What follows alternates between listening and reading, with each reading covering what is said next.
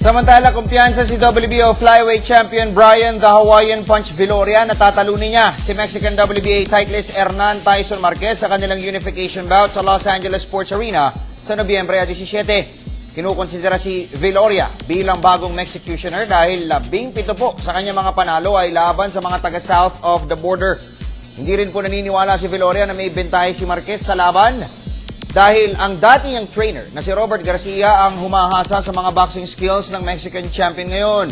Sa ilalim ng paggabay ni Garcia, ilang world titles din ang napagwagian ni Viloria.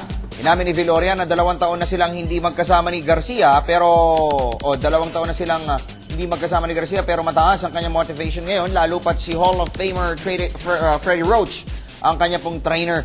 Kwento ni Viloria, matagal na siyang nagpalit ng estilo at nakadevelop na rin siya ng mga bagong skills at talents at techniques. Kaya't nagkakamali ang Team Marquez kung inaakala ng mga ito na kabisado na nila ang kanyang fighting form.